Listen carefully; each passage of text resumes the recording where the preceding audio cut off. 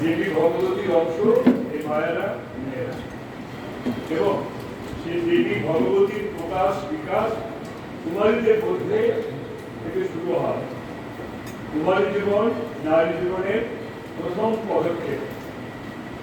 এজন্যে আজকে যারা কুমারী, ভবিষ্যতে তারা বিবাহিতা হবে, তারা সন্তানের মা হবে, তাদের বিবাহ একটা দায়িত্ব।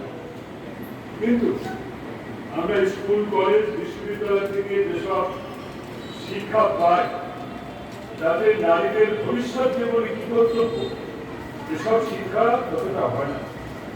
কেননা ফিজিক্স, কেমিস্ট্রি, বায়োলজি, ম্যাথমেটিক্স এসব নিয়ে তো আমাদের পড়তে হয়, আর এইসবে সেই সমস্ত কথা ততটা লেখা থাকে না।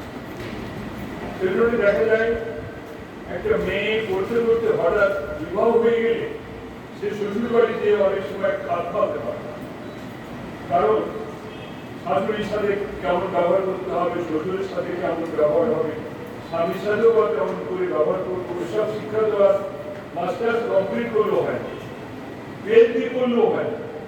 এই জন্যে হঠাৎ করে মেয়েরা একটা মহাপরীক্ষার মধ্যে পড়ে যায়।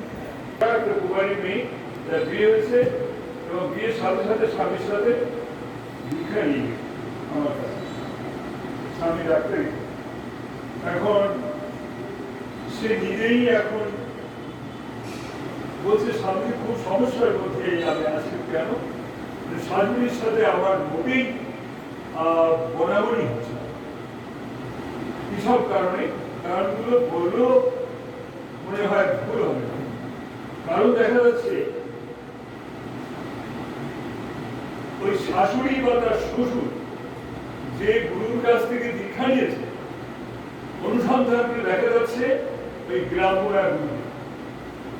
গ্রাম্য গুরুদেবেরা যা শিখায় অনেক ক্ষেত্রে সেটা হিংসায় পরিণত হচ্ছে, সমাজে বিভেদ সৃষ্টি হচ্ছে। যেমন ওই শাশুড়ি বৌমাকে শিখাচ্ছে কি, বৌমা ওই শিবের প্রসাদ দিয়ে দেবে বলছে, কিন্তু ও যখন দীক্ষা নিতে আসছে তখন আমি শিখিয়েছি কি না, গুরুর ব্রহ্মা গুরু বিষ্ণু গুরু দেব মহেশ্বর। এখানে ব্রহ্মা বিষ্ণু শিবের মধ্যে কোনো পার্থক্য নেই। এবং আবার শাস্ত্রে কোথায় তৈরি করি বলি, ভাগবতে লেখা আছে ব্রহ্মা বিষ্ণু মহেশ্বর এক জ্ঞানবান, এই তত্ত্ব যেই জানে সেই ভগবান। আর দেব সৃষ্টি করে সদা জ্ঞানহীন জন, ঈশ্বরের তত্ত্বতা নাহি নিরূপণ। এক ভাগবতের কথা, অথচ তার শাশুড়ি শিখাচ্ছে হিংসার কথা। না, শিব পূজা করা যাবে না, শিবের প্রসাদ খাওয়া যাবে না।